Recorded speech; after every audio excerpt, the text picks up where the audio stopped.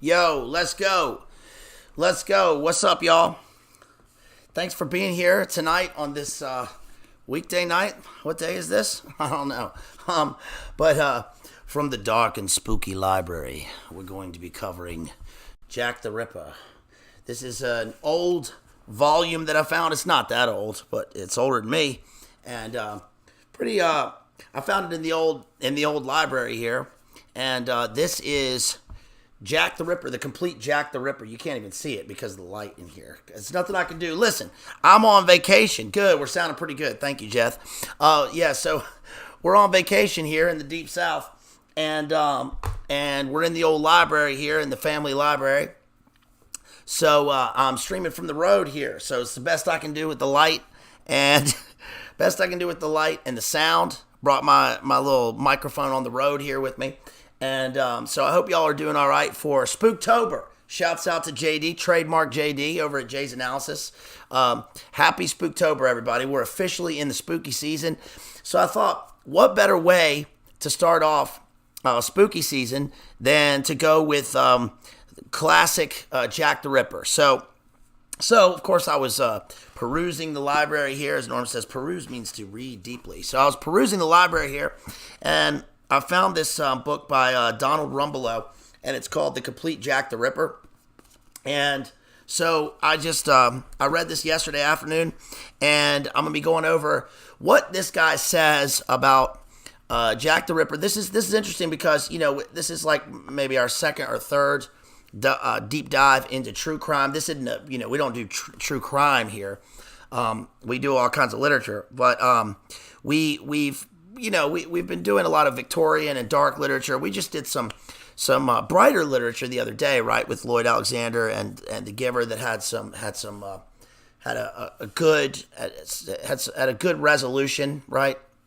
And now, because it's spooky season, we're going to be going back into some darker literature, and this is a little different. This book's a little different because, it's not Alan Moore. It's not a fictionalized account. This is a book written by a guy who was a detective. He was a detective for the Met, right, for many years, and I think he had a good run of it, and he personally knows some of the people that, for instance, investigated the Yorkshire Ripper, and then of course the Dusseldorf Ripper. So we're gonna be going into that a little bit at the end, but this guy also runs, like, he's in charge of the some of the Jack the Ripper stuff in London. Like, he's an actual name. So, but what we're going to be doing is talking about the sort of quasi-literary elements of the book, and we're going to be talking about mainly the content, because I thought this would be kind of a different stream. We're going to be talking about some of the practical or concrete elements in the text here that deal with the Jack the Ripper case in 1888. Of course, I rewatched the movie From Hell for about the millionth time, just to kind of, get myself in the mode, right, for this. And shouts out to everybody out there who's watching right now in the spooky season. We got a lot coming up, y'all. I was just lurking there in the Coteasy chat, Church of the Eternal Logos, and of course he mentioned that in 2 nights. What's today? Is today Monday? Yeah. So on Wednesday night, we'll be streaming. We'll be analyzing Hocus Pocus and Hocus Pocus 2, right? Part 2. And I think that's going to be really fun. So I'm not going to say anything more about that, about the analysis, because I'm going to save it for that stream. And that's going to be fun. I'm going to be looking forward to once again, chatting with our homeboy over there, Church of the Eternal Logos, David Patrick Carey, DPH. Shouts out to DPH. Shouts out to all my homies out there. If you want to support me, you can do so in a number of ways. Before we get started in the book here, smash the like. Leave me a comment in the comments after the stream is over. Get here in the live chat. Be with us here in the live stream. Join my homies here in the live chat. Also, you can click the links up there in the video description, in the channel description, and you can support me. Do me a favor, try and see if you can click on that Cash App link and see if it works, because it keep getting an error on there. Of course, it's probably the cash on there that's not working. But the main way to support me, of course, is PayPal. You can do Venmo, and of course, the very last thing is, you may have noticed that we have 996 subs here. We are 4 short of the big 1K, y'all. So if you're watching this and you haven't subscribed, please think about subscribing, because we're 4 away, and then we can start doing super chats. And then when that happens, then we're going to do the big Caddyshack stream, and that's going to be a fun stream. We've also got a bunch of other stuff lined up. Part of the Coteasy, the Cotel Church of the Eternal Logo stream is that I'm going to be talking about Macbeth and this book by Gary Wills, Witches and Jesuits.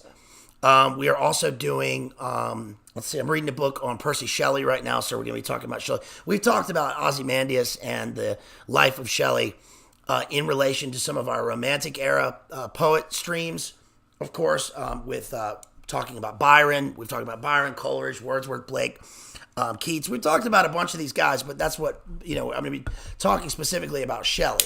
So before we get into this, cheers, y'all. Cheers, y'all. Listen. Going down south, you can't have anything but a Red Bull, so we're going to be drinking some Red Bull GMO drinks because it's an hour earlier here than it is on the East Coast, on the Beast Coast. So yes, please think about supporting me and doing those things. I really appreciate it. Thank you for being here. So let's dive into this book right here. Right, this is I don't know if you can see it. This is the Complete Jack the Ripper. It's published in 1973, and I just decided to do this randomly, but because I picked it up in the old library here, published in 1975. It's the first edition copy in 1975, and it's great because, first of all, the introduction to this book is by Colin Wilson. You may know about esoteric Colin Wilson, so I thought that was interesting and some of the acknowledgments in the introduction and how he talks about how Jack the Ripper has influenced modern society, and especially in terms of the modern serial killer, right? He's really, I would consider him the first modernist serial killer, modern serial killer. Of course, we know about the fake quote, right? The one day people will look back and say I gave birth to the 20th century in 1888. But this is interesting because it happens at this sort of a confluence of times and eons and eras, especially if you look at it from the, through the prism of the Colin Wilson esoteric mindset or worldview. And I think it's important to understand this in terms of what we're going to be saying in the stream about the reasons for what happened and who I'm sure you guys will probably agree with me on who did this, who Jack the Ripper was, but he brings out some interesting aspects. But this book is cool because it's written by a copper, right? He really goes into, at times it's a bit much. It's a bit annoying because he goes into the practical details, step by step, of all of the details of the crimes. But I thought I knew quite a lot about Jack the Ripper and the crimes. I mean, everybody pretty much does. Shouts out to Coteasy out there, our homeboy. Shouts out to DPH. Can't wait to see you on Wednesday. And we're going to be having fun. But I thought I knew everything. Not everything, but I thought I was fairly adept at Jack the Ripper and the lore. But I learned some pretty interesting and disturbing details about this because of this book. And so we're going to be talking about what that is, what that means. And I'm going to be reading excerpts from the book and talking about some of my criticisms of it. Of course, we're not doing a book review here. We're analyzing the book itself and talking about what it means in terms of our own worldview and with history, right? So, yeah, that's right. 1,000 sub yacht party. Yeah, we're going to be having a yacht club party, right? At the yacht club, complete with a Caddyshack review of I christened the Flying Wasp, she says, and then breaks off the thing. So, first of all, I hadn't seen these engravings in a long time. These are from the newspapers of the time, and I think they're disturbing because the first one here is called The Nemesis of Neglect. Look at this. It's called The Nemesis of Neglect. And you have this horrifying specter of a ghost of hunger, right? And then you have this one with the family crowded in. And so what I learned, I learned a lot about, of course, the Whitechapel and the East End of London and what gave rise and what was the perfect sort of a playground for Jack the Ripper. And, of course, this is interesting because one thing to consider before we go into it is that, if we're talking about the serial killer, right? Colin Wilson actually brings up right away in the introduction that, this isn't the first serial killer, obviously. That's been around for a long time. But in terms of and I can't say too much because the algorithm, and I don't want to get us into any trouble, but the things that those things involve, right? Which is the disturbing elements of and the violence of the crimes, especially involving certain people, right? We've talked about Caligula here. We've talked about Nero. We did the 12 Caesars. We did Suetonius. We've talked about Tacitus. But Colin Wilson brings up that really even though it's not modern, the sort of precursor or prerequisite with this would be Gilles de Rais, right, in the 13th century, and of course Elizabeth Bathory, right, the Countess in Hungary. And those two characters and the events surrounding them really sort of set the stage for, in 1888, at the tail end of the Victorian era, she still had 13 more years in her reign. But what that means in terms of the Jack the Ripper slayings. And I think that it's important to understand that, yes, this was a series of killings, but it's interesting that they stopped. And yes, it's terrible that there was one. But in terms of the context of a series of killings, right, with a serial killer, that there were 5. There are 7. There are 2 others on the periphery, but there were 5. Now that's going to play into the symbolism and some of the Freemason aspects of, and along with what they call graffito that occurred on some of the walls in Whitechapel, and of course the layout of the murders themselves in terms of the geography of Whitechapel. But yeah, Cotizi says, good to see me at Graceland. Yes, I went down, or rather I went up. Right, I'm so far south down here that you got to go up to get to Graceland, okay? And of course, I usually call it Graceland, but being down here when I'm with my family, I got to call it Graceland. And it's just a short little drive up there to Graceland. And you know what I was doing? I was TCB. I was taking care of business. That's what I was doing. And listen, I got to tell you, Graceland has changed a lot. It used to be that you could just pull right onto Elvis Presley Boulevard, and you got Graceland on the left, right, and you got these like strip malls that where Pastor Randy Balls is, and you just drive right past them. And if you want to get some of the good Elvis Presley merchandise, some of the off gift shops, those are used to be some of the best. I was here for I was here for EP20, EP25, and that was the EP25. That was 25, and of course now they just had the what is it, 40th, EP40. So I don't know what it is. So died in 1977. So 2007. So 87. Let's see. So 87, 97, 2007, 17. Yeah, it was the 45th anniversary. They had EP45. Right. So I actually just drove up there to go to the gift shop. But now they've got this whole complex that they built with the Elvis Presley, exhibition center, and you got to turn right, and it's across the street from Graceland, which is I don't know, whatever. That's a sign of the times. But here's how old school I am with Elvis. I pulled into this thing, and they got a little booth, and the lady comes out, and I said, "Look, I'm just trying to go to the gift shop, all right?" And she said, "You still got to pay $10, honey." And I said, "All right, take it." And then I went in, and then EP Enterprises, I guess, has shut down all the strip mall gift shops, because you used to be able to buy all kinds of junk. You could go to the Graceland pawn shop, and you could buy a replica, a real Colt, or you could buy a 9mm with a TCB on it, but you can't do that anymore. They shut down the pawn. I don't know who shut down the pawn shops. And you could buy his jewels. You could do all this stuff. But then you got to go into the complex now, and of course you gotta the tour, you guys. The tour costs $150, and you got to take this bus, and then you go over there. Now, I'm not gonna talk about Elvis too much longer, but I would recommend it, okay? Because I continue to say, like, there is no greater tourist experience than going to Graceland. I mean, it is the ultimate. You get everything, okay? You get You get the Nudie suits, Nudie, the guy who designed the rhinestone suits. You get the jewel collection. You get the gun collection, the car collection, the snowmobiles. You get the jungle room. You get the TV room. Can't go upstairs though. All right, you got to show some respect. You can't be going upstairs. So I went in there and I got myself a T-shirt and a little big bumper sticker there. And then I rolled out, got right on the highway, and then came right back before the old parents got home. No,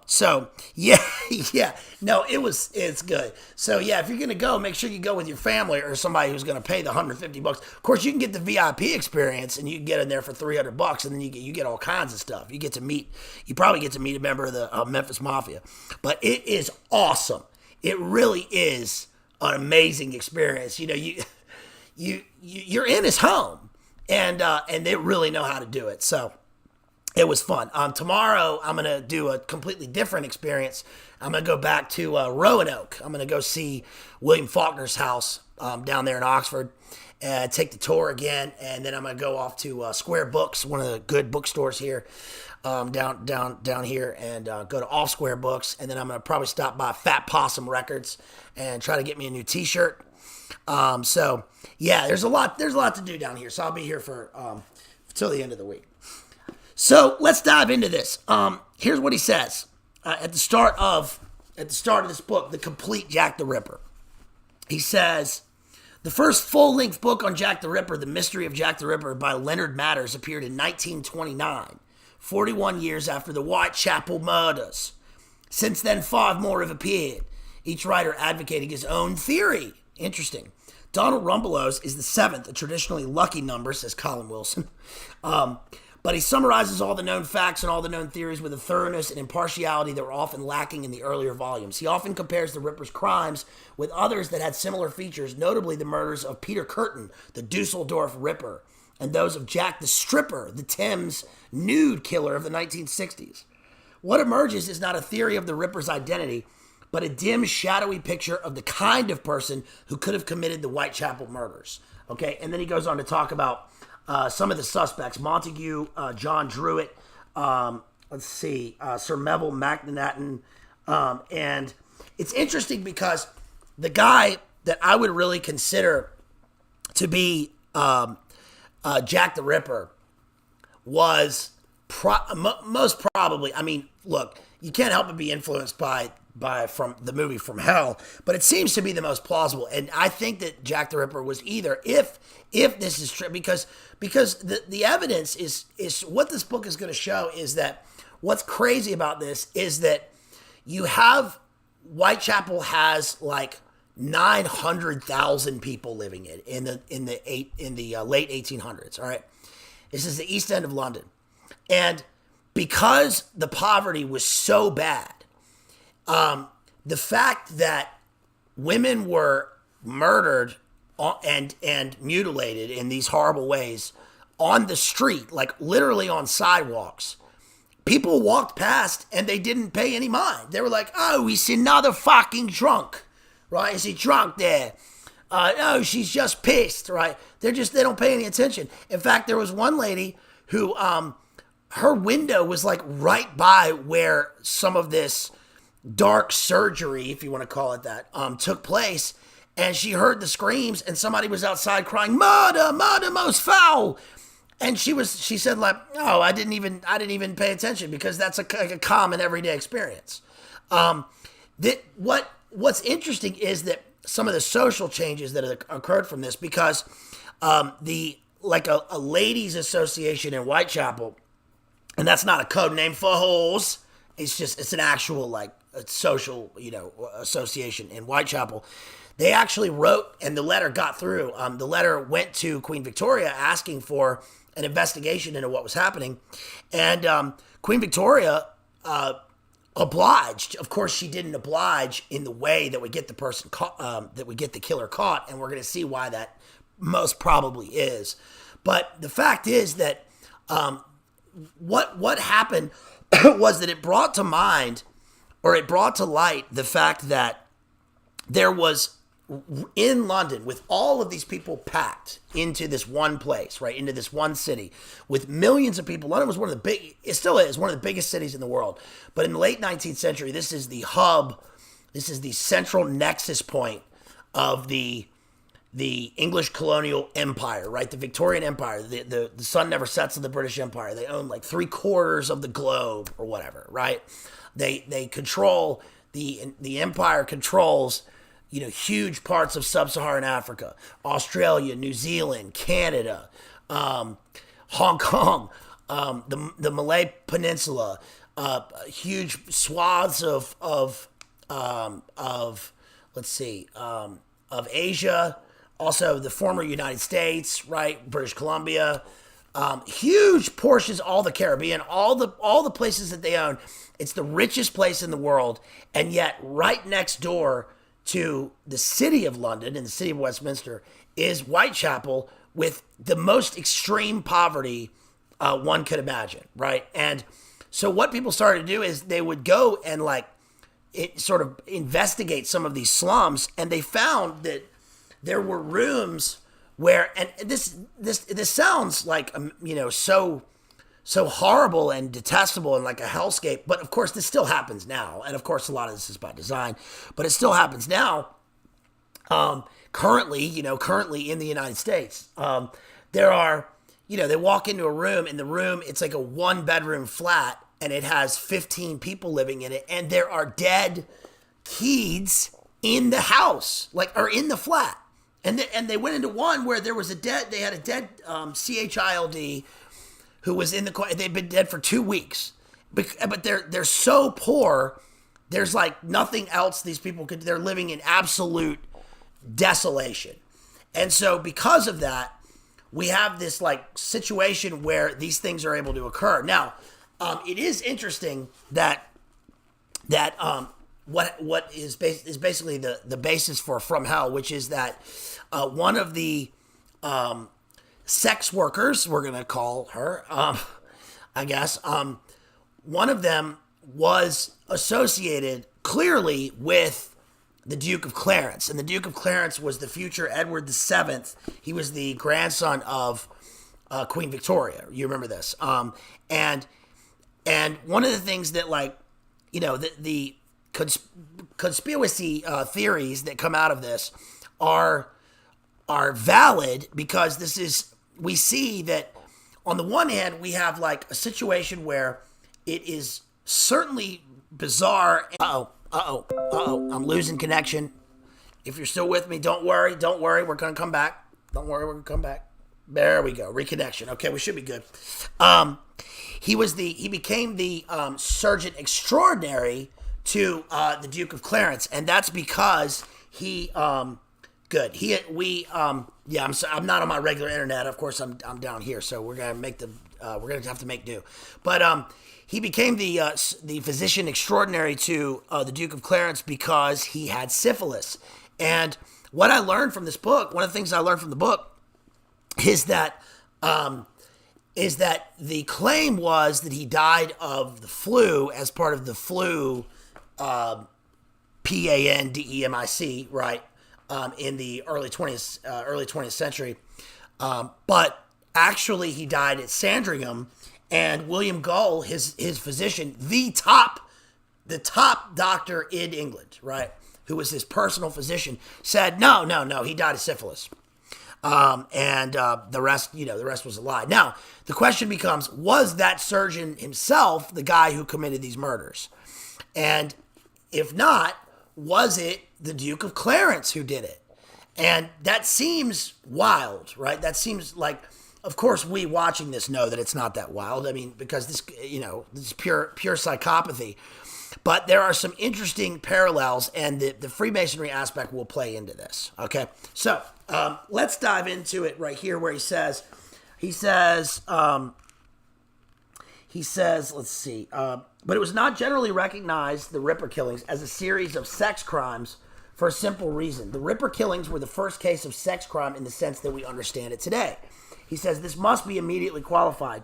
The child murders committed by Gilles de Rais, Marshal of France, in the 13th century were obviously sex crimes. So were the murders of the sadistic Countess Elizabeth Bathory in the 16th century in Hungary. She was accused of causing the death of some 650, let's say, people in order to take baths in their blood. I realize I just messed up a second ago, but we're going to keep going. 650, you guys. He says, I can't give some of the other details of this, but suffice it to say that this was not the first. This was not the first case of a major figure. The reason Colin Wilson brings up Elizabeth Bathory and Gilles de Rais of the Spider King, right, was because Gilles de Rais, who was, by the way, one of Crowley's. Crowley said that he believed he was Gilles de Rais in a past life. Of course, go back to our Crowley stream. We've done Al Crowley, but he believed that he was Gilles de Rais in a past life. And so, which means essentially that, you know, he was literally a demonic, he was a demonic, worshiper, trying to take the essence of, you know who, as his purest, so-called purest form of, essentially the most blasphemous and most heinous thing one could do, right? Because he believed it would give him a life energy, and that in the radiant abyss, as he says in From Hell, where one man meets the darkest corners of his mind, he would be illuminated right into the society of hell, so to speak, right?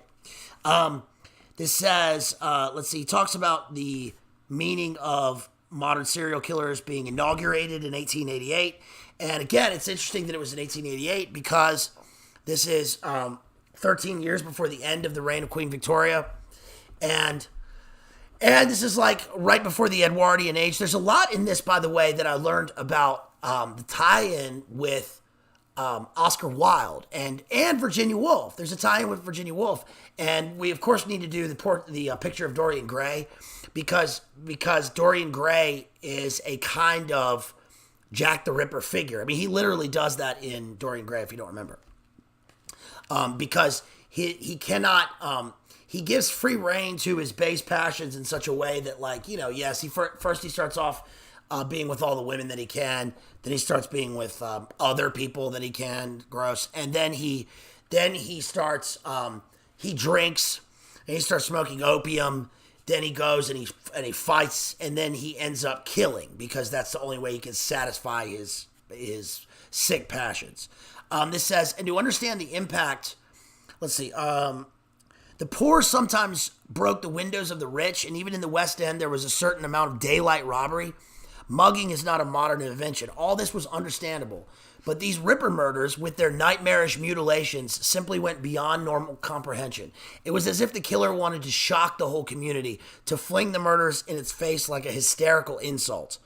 And to understand the impact they made, one has only to read the novels of Dickens or Thackeray or Trollope.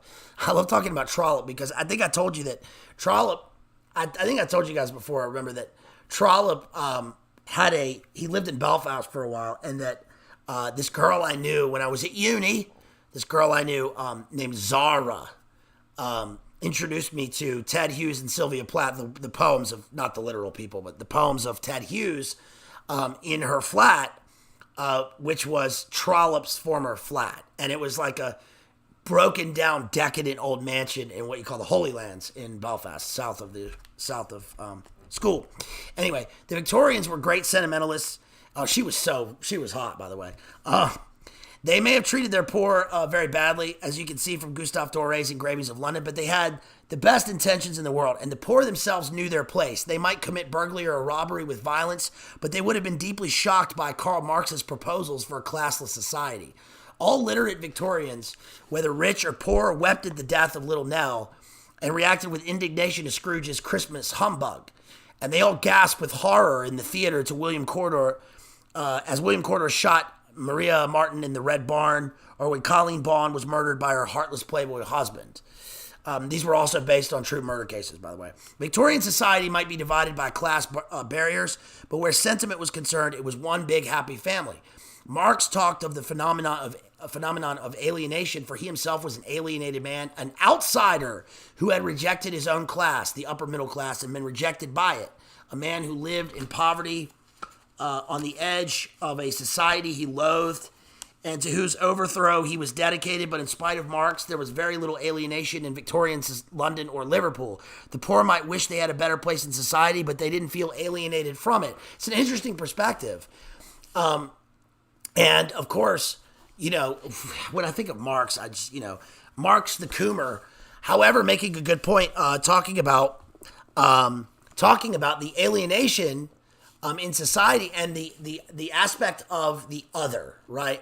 As Rimbaud says in the poem, he says, I is an other, right? Where he's separating himself. And that's, of course, we talked about this with, we went into this pretty in depth in the Robert Louis Stevenson stream where we talked about Dr. Jekyll and Mr. Hyde and sort of giving rise to this. And I think that that's one aspect that plays into the William Gull being one of the suspects of this. Probably the main. Now, of course, the list of suspects and the focus on them has sort of changed since this book was written. I saw the other day that they had narrowed, they meaning people, forensic researchers that are still interested in this and in terms of finding out the truth of it, or at least the truth of what they want you to know. They had just the other day named this guy Kosminski, who's mentioned in here as the main suspect. He, of course, was a Polish doctor and barber who lived right near some of the where the incidents took place. But of course, they took place in a sort of a pentagram or a pinnacle within Whitechapel. And I just to say, I think that the surgeon was the guy who did it. I think that it was William Gull. Of course, even in From Hell, which is obviously a fictionalized account, but in From Hell, he talks about how, and it's based on truth, that he was no longer a working surgeon. He was now teaching because he had suffered a stroke, which rendered his ability to hold the scalpel useless, right? He couldn't do it anymore. Of course, was that a cover? And also, he literally says at the end of the book in his own diaries that he had great lapses of memory and that he couldn't remember where he'd been and he would wake up in strange places. Now, of course, that could be from a stroke. It could be dementia. But I tend to think it's a sort of DID aspect of his Freemasonic associations, and the fact that part of this is that he was enlisted to eliminate the suspects who knew that the Duke of Clarence had impregnated this girl. I think it was Mary Kelly. I think her name was Mary Kelly. I forget. But one of the prostitutes he had impregnated, and of course she was having a child, so that would make the child third in line for the throne. Does that make sense? So of course Special Branch and Scotland Yard, but mainly Special Branch, and sort of this is, the Secret Intelligence Services, wanted to eliminate anyone who had firsthand knowledge of this, and this would include her 5 friends, which is the people that were eliminated, right? Shouts out to OK out there. Shouts out to everybody. Thomas Henderson, love you guys. Appreciate y'all for being here. This says, in considering the impact of the murders, we also have to take into account the famous Victorian prudery. This was a fairly recent origin. Up to the 1860s, men and women had bathed naked at respectable seaside resorts. Okay. A quarter of a century later, the glimpse of a lady's ankle was regarded as indecent, and even table legs were kept covered. The Whitechapel victims were all prostitutes, and by that time, 1888, the very idea of prostitution was enough to cause morbid shudders in most Victorians. I think that's sort of an oversimplification, but that's okay. Even he says, enlightened society, there are newspapers that achieve wide circulation by assuming that most people are avidly curious about adultery, seduction, and roip, demonstrating that the public's obsession with sex does not change from age to age. The Victorians called prostitutes daughters of joy, apparently under the delusion that they were, let's say, nymphomaniacs who had chosen their trade because they were sexually insatiable. If Jack the Ripper had murdered nursemaids or suburban housewives, it would have been shocking enough. But his choice of prostitutes touched the deepest springs of Victorian morbidity. He goes on to say that he thinks this is secondary, and that it's crazy because at the time there were so many like murders, and there was so much degradation and just absolutely horrible things that occurred. It's like, no wonder they can't find out the person who did it, because like it's almost like they'd be like, oh right, we found these 5 women murdered, right? But then it'd be like, oh, but we had 25,000 people write in and say that they did it, and they're all valid. We investigated every one because they all also murdered 5 women. It was like everybody in the world was doing this. It was freaking crazy, right? He says, it's not funny, I know. I'm just saying the absurdity of it.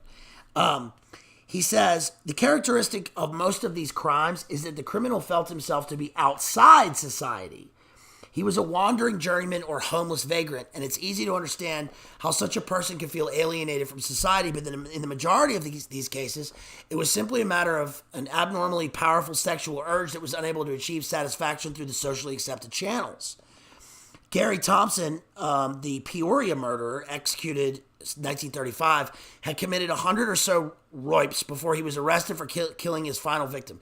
In other cases, it was of a pervert nature. He talks about Ed Gein, Albert Fish. He was a real jerk. I entitled the final chapter of my casebook for murder dealing with these cases, Chamber of Horrors. The description is accurate, and the first exhibit in the Chamber of Horrors is Jack the Ripper. But why? What caused this new aspect of crime in the final years of the 19th century?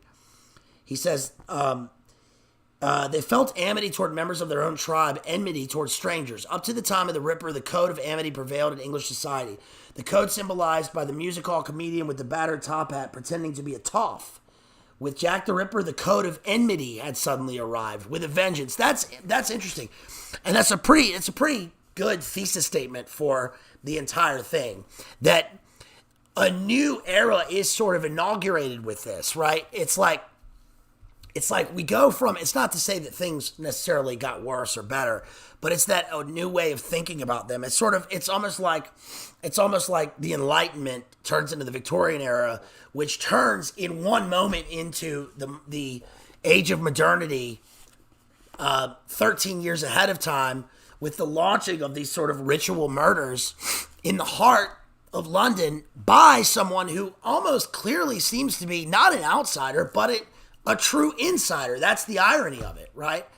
And that this inaugurates this whole, bloodbath of the 20th century, and the age of modernity. Of course, then we have the Big Nine, and then now we're in the Great Reset. But I think that it seems to be a major rift in terms of the way people think, the way people act, and the way that they sort of view society, or at least the way that we think about it in hindsight. He says, the central point I wish to make here is that alienation tends to sharpen man's appetites. It is physical hunger that cuts off Hampton's hero from society. It was another kind of hunger that cut off Jack the Ripper from society. Possibly. Or this had some other deeper meaning behind it, right? Which we're going to get into. Mary Kelly was a massive Irish woman, shouts out to Crispy in the old country, who looked as if she could knock down a horse with an uppercut. But the strangest thing about this kind of desire is that left unsatisfied, it can completely alter its nature as wine becomes vinegar. We should never underestimate the effect that sheer frustration can have on even the most decent character. Okay, he's trying to say that everybody is like an incel or coomer here, right? But this is a good quote. I can't read that. Sooner murder and something in its cradle than nurse unacted desire, said whom? Who said that? Of course, William Blake. And that's interesting because the epigraph to the Shelley book that I'm reading right now is also Blake. And it's from, I don't know, is it from Proverbs of Hell? But that one's from Proverbs of Hell. But he says, the Blake quote is, I entered the garden of love and found that amongst the flowers, it was all graves. All I thought about was graves. He says, let's see. He talks about, okay, this is a good one. This is still Colin Wilson at the beginning. He talks about basically the high dominance group inherent in a small portion of society. And that's interesting because this is obviously before what we would clearly term psychopaths, right? The psychopathic class, which goes on to be either these people or, generals or CEOs or, various kinds of world leaders. But basically the psychopathic class or the apex predator, the alpha hunter, right?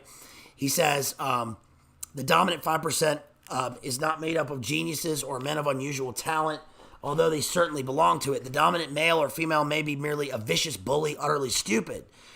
But it seems generally true that most of these dominant people are highly sexed.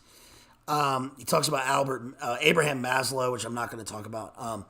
And let's see.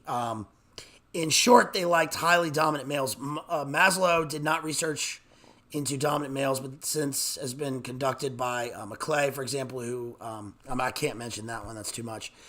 But what has not yet been fully investigated is the matter of relative dominance. He says this goes along with the degree of leadership. Unusually talented, dominant men who actually achieve eminence. Hampson is a good example, and so are hundreds of other men you would find in reference books on literature, science, and technology. Finally, the tiny group of unusual men such as appear only once in a generation. Caesar, Beethoven, Einstein, Dante. But there are many males who, though not usually talented, yet seem to belong by right to the second group or perhaps just below it. For example, a great many founders of crank religious organizations seem to belong to this group, right? Jim Jones. He says, basically these are cult leaders trying to establish sort of neo-Gnostic gardens of Eden, right? And he says, I'm not suggesting that Jack the Ripper was another unbalanced messiah.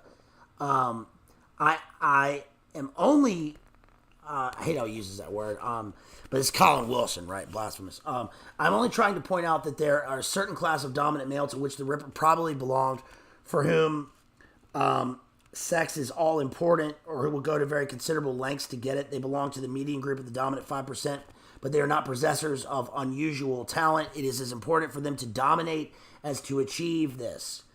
So that's basically what Colin Wilson says. I think that's a little bit misguided. But we're going to see what that means. And then here he talks about the Marquis de Sade, and it's interesting because he brings up, let's see, Dorian Gray and Oscar Wilde. He says, we might recall the lifelong troubles of the Marquis de Sade began when he picked up a girl named Rose Keller, took her back to his country home and flogged her. She escaped from an upper window with a rope of knotted sheets, and Sade went to prison, had to pay her 100 louis. And again, 3 years later, another session led him to being arrested on charges of something I can't say, and poisoning with Spanish fly. He was sentenced to death but escaped. De Sade poured his frustration into writing while he was in prison. The Ripper undoubtedly possessed no gift for self-expression. His paranoid hatred came to center on prostitutes. Of course, I know everybody here knows this, but of course, the Marquis de Sade is where we get the term sadist, right? Let's see. He says, J.K. Stephen, the Duke of Clarence's ex-tutor, is a most likely suspect. At least the evidence against him is strong. His hatred in his own writing is pathological. He says, here's some of this guy's own personal poems. May fiends with glowing pincers rend thy brain and beetles batten on thy blackened face. I do not like her, and I should not mind if she were done away with, killed or plowed. It brings to mind similar stories of the mass poisoner Graham Young, told by his sister about the loathing of commonplace people, especially women. Young committed several murders for no particular motive and once described himself as your friendly neighborhood Frankenstein.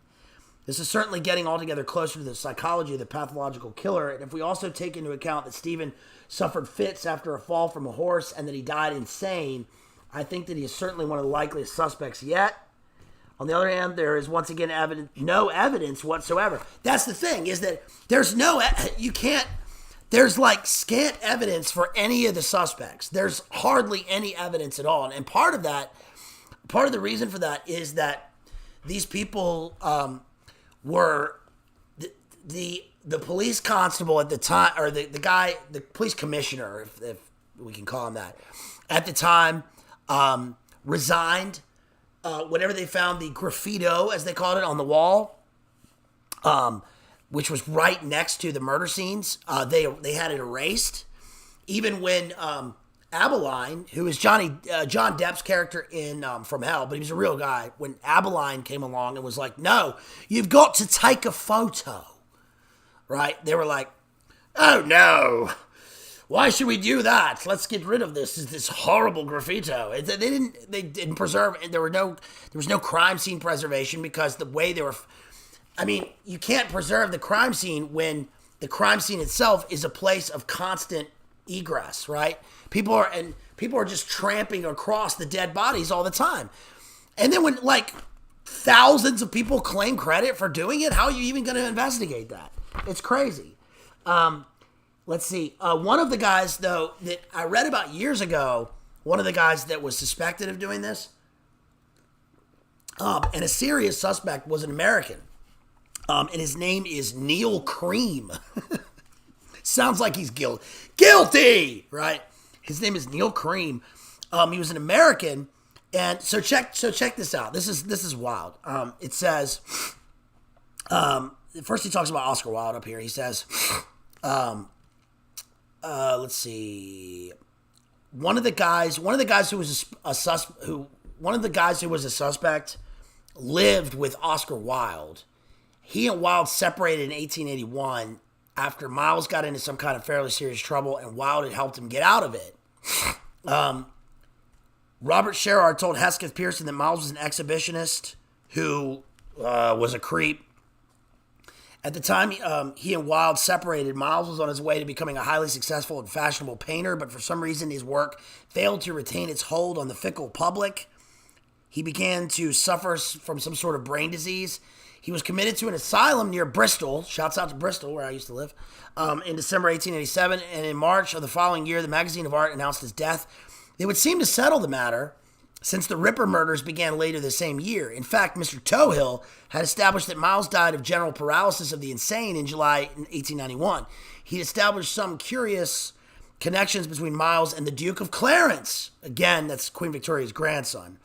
Frank's cousin was the Duke's equerry, and also, oddly enough, with Montague Druitt, whose brother was in Miles' regiment, and Sir Melville Macnaghten, who was a neighbor of Wilde and of Miles in Tite Street. In other words, three of the suspects, who seemed to be disparate suspects, all knew each other, right? It says, and they were all friends with Oscar Wilde, and they were in the same regiment. That doesn't seem to be that unusual when you think about the fact that we're talking about this sort of psycho class of people who are, I mean, I'm going to get into this further when I discuss Shelley, Percy Shelley, because we talked about this in the Byron stream about what he went through in terms of the psychopathy of the boarding school, right? He was at Harrow. Shelley was at Eton. And it talks about the things that were done to him at Eton and how that sort of informed his later degeneracy, and Shelley's own Satanism. But it doesn't. These people all knew each other. But where is the evidence that Miles could have been the Ripper? It is true that he was known for his habit of picking up young women off the streets as models, but this does not make him a murderer. Mr. Tohill turns to Wilde's novel, The Picture of Dorian Gray, 1891, and argues very persuasively that Dorian was based on Miles, who died in the year the book was published, and that Wilde knew Miles to be Jack the Ripper and dropped clues about it in the novel. For example, Dorian's murder of the painter Basil Hallward with a knife. I shall not offer more detail here, but Mr. Tohill intends to publish this theory himself. see, it seems to me that identifying suspects who could have been Jack the Ripper is a waste of time, since London at the time must have been full of people who could have been the Ripper. Isn't that crazy? That's one of the things I like about this book. I mean, look, people may not like that I'm reading a true crime book, or maybe you do. Hopefully you do. But this is a literary analysis, and I think that it's important sometimes to not just stick with the canon of literature when we're talking about some of the things that can inform, our own worldview or inform the culture or the world we live in now. I mean, I think it's sometimes good to get a completely different perspective on some of this stuff. And yes, of course, we've talked about fiction and, looking at things like through the periphery and gleaning truth from those things. But I think that this is an interesting book because it's not written by a researcher. I mean, he becomes a researcher later, but it's not written by a researcher or like an Anne Rule character. Remember Anne Rule, The Stranger Beside Me, that bullshit Ted Bundy book, the one that I read when I was in second grade, and I shouldn't have read. But this book is written by a cop who investigated these types of crimes. So the way that I appreciate the way he's talking about it in the sense that he's like, okay, look, here are some of the theories that people have for this, and this is different from your normal other type of theory because we're talking about something that occurred in the 19th century, and the speculation has to, we're going to name the speculation, but then we're going to back it up with evidence and see if there's any evidence for these things. And the fact of this one is that no matter what, the evidence for all of these people, all of these suspects, is like the same in that there's almost none. It's scant. All of the things that identified the various suspects are pretty much pure happenstance, circumstance, speculation, hearsay, unless they come from the work of the people themselves, which is one of the reasons why I think Gull is probably the guy, because of his own writing. But again, it's like he doesn't admit it, and nobody names him as such. And, there's no conclusive evidence. And in a way, maybe that's the whole point of the murders, right? In a way, because if there's no conclusive evidence and it seems to be the hidden hand in the mystery, right, and these things are occurring, that I wonder if that was if that was the purpose of the whole thing, right? The hidden hand of the elite being able to eliminate even the lowest in society who seem to be, but like with a specific and brutal and purely, again, it's one of the contradictions. It's like they would be reported on as barbaric murders, and they are. But the fact is that they weren't barbaric in the sense of an indiscriminate barbarian killing in a sacking raid, right? We're talking about somebody who performed barbaric murders in the sense that they were precise and surgical. That's one of the things that that they were surgical, that body parts were removed. And those are some of the details I'm going to get into here in a minute. But I'm trying to not start off with that because it gets pretty brutal here. He says, and thank you to everybody who's here. Again, if you want to support me, please just click that PayPal link. Make sure you subscribe, right? Because I don't know how many. We are away now from 1,000, but hopefully we're going to get there. If we hit 1,000, please let me know in the chat if we get up to 1,000, because we need to cross that line. Then we can start getting super chats. We're going to have our big party. Shouts out to everybody out there. Shouts out to Jethro, OK, TGF, Jerry, Kristen, Thomas Henderson, Nico, Jason. Shouts out to Adam. Shouts out to Countess out there, ADH, Mixkey, Coteasy, JD over at Jay's Analysis, Tristan, Primal Edge Health. Shouts out to all my friends out there who have supported me. Shouts out to BHM, to Andy, to Maddie, to Real Cooter Brown. Thanks to everybody out there who supported me. So yeah, sorry for that long shouts out, but let's keep going. I like to bring up my friends and say thank you to them, and thank you to everybody who's watching me right now. So he says. Let's see. He says, the new theory apparently disputes this. The Chicago... Okay. Oh, yeah. So he's talking about Finally, only a few days before this book goes to press, there is news of a theory which could provide the solution to the mystery of the Ripper. The theory, which is to be published in Nigel Mortland's magazine, The Criminologist, is not quite new. The candidate is the poisoner Neil Cream, whose last words on the gallows. This is okay. So here, what we're talking about is, because people have even speculated that H.H. Holmes, right, was the real Jack the Ripper, and he was a kind of Ripper, right? He was the Ripper. He was the Devil in the White City. If you've read that book, Devil in the White City, which is I found kind of disappointing as a work of literature, but he was the one who had the horror hotel Misfits. I'm at a horror hotel. The Misfits. Yeah, he had the horror hotel, the House of Horrors at the Chicago Exposition in the 19th century. He was a kind of Ripper, but there was a different guy that I heard about, and this is the guy that they just named. His name is Neil Cream. And now you may go like, okay, but what's the deal with an American? Because it turns out that this dude was in jail in Chicago at the time the Ripper murders took place in 1888. So you're like, okay, well, immediately, he's not a suspect. However, there are two things that are interesting. One is that he was hanged, right? And he said, as his last words, he said, I am Jack the, and he was going to say Jack the Ripper, but they dropped the gallows and he died. That was his death confession, right? The other is that this guy, along with a bunch of other guys that were suspects, had a double. And he wasn't just a double. He wasn't just like an imposter, but this was a guy that he knew. Yes, okay, go ahead. Yeah, go ahead, DJ. Pay me not to sing. I'll appreciate it. He was a guy who had a double that was using his identity when he was outside of jail, and that when that guy was in jail, he used Cream's identity, and they knew each other. And he had an actual imposter. Isn't that crazy? I always thought the idea of an imposter was like, and I remember the moment I thought this. I don't know why I can remember this, but I remember in 2000, in the fall of 2001, when I was in Belfast, all of a sudden, I forget what it was, but we had this neighbor.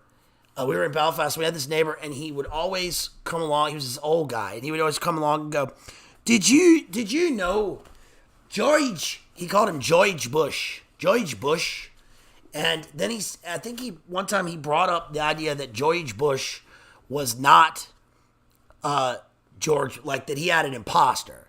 And I remember talking to my friend David about this, going like, what do you mean? What do you mean he had an imposter? I still find it hard to understand like how a person can have, what is an imposter? How can I know this? I know this sounds ridiculous, but it's like, how can I know a dude, right? And then like 5 years go by, and then like some other dude comes in, and then he says that he's my friend, right? And he says that like, he says his name's Taylor, right? And I'm like, no, you're not. You're some other guy. You don't even look like him. And even if he did look like him, you think like 5 years away from somebody means you can't recognize him? I don't understand that. But I guess when you are a psychopathic creeper in a Chicago prison in 1888, nobody really knows who you are. And when you're outside, nobody knows who you are, and you can just claim you're anybody. I mean, we know this still happens. There was that movie recently about it. And also, you remember the guy who was he claimed to be D-Rock's son. He claimed to be a Rockefeller, and he was maybe that guy probably was. The guy probably was a Rockefeller. Anyway, so in other words, it says the new theory apparently disputes this. The Chicago of 1888 was a notoriously corrupt city.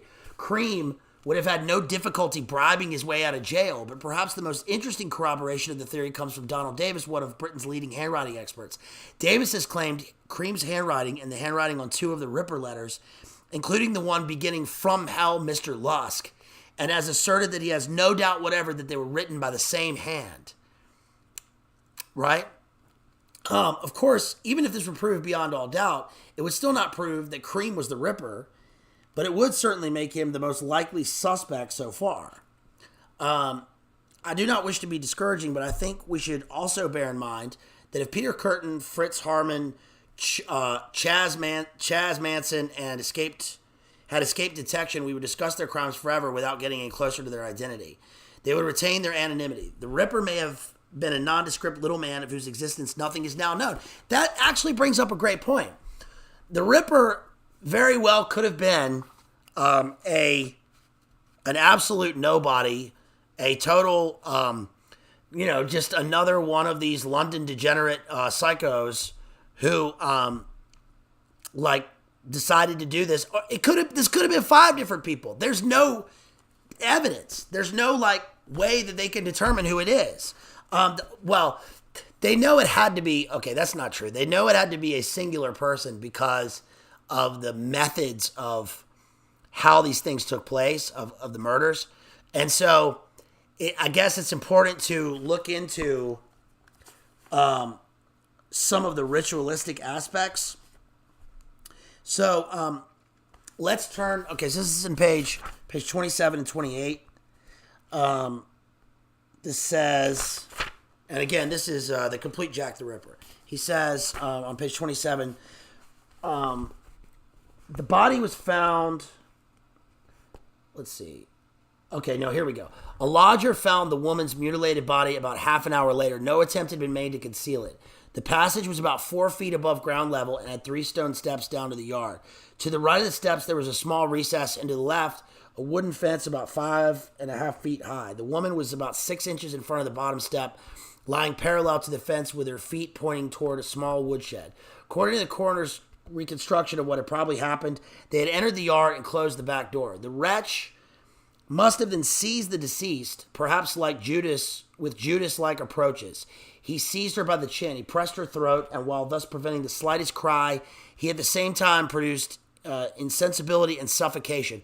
There was no evidence of any struggle. The clothes were not torn. The deceased was then lowered to the ground and laid on her back. And although in doing so she may have fallen slightly against the fence, the movement was probably effected with care. Her throat was then cut in 2 places with savage determination, and the injuries to the abdomen commenced. The body was found by one of the lodgers, the elderly John Davis, who had been living in the house for 2 weeks. He'd been awake from about 3 o'clock to 5 o'clock and then had slept for half an hour. He got up about 5:45 and came downstairs just as the church clock was striking 6 o'clock. The yard door was closed, although whether it had been on the latch or not, he couldn't say. But when he pushed it open and started down the steps, he'd seen the body. A bunch of people had walked by and none of them had noticed anything, including the fact that, people had to step over her. And what I find, another thing that's interesting is that, people always find the bodies, either, in the witching hour or, in the pre-dawn darkness. And it's interesting how this book describes so many people in the area getting up at, 4 or 5 o'clock in the morning, just to go to, my sister said, sounds like New Orleans today. Actually, it does. It does sound just like New Orleans. And they're getting up to go for their morning tough of rum, right? I guess in New Orleans they'd be getting up to go to the clinic or get their fix or whatever. From the steps, the woman's face was clearly visible. Her hands were raised with the palms upward as though she had fought for her throat. Her hands and face were smeared with blood as though she had been struggling. Her legs were drawn upward with the feet resting on the ground and the knees turned outwards. Her long black coat and skirt had been pushed up over her bloodstained stockings and she'd been disemboweled. According to the Staccato police report, she was lying on her back dead, left arms resting on left breast, legs drawn up, abducted, small intestines and flaps of the abdomen lying on right side, above right shoulder, attached by a cord with the rest of the intestines inside the body. 2 flaps of skin from the lower part of the abdomen lying in a large quantity of blood above the left shoulder, throat cupped deeply from left and back in jagged manner right around the throat. There was a handkerchief or some kind tied around her neck. Her head had almost been severed from her body. It says they covered the body up while they waited for the surgeon to arrive to determine whether she was dead. What?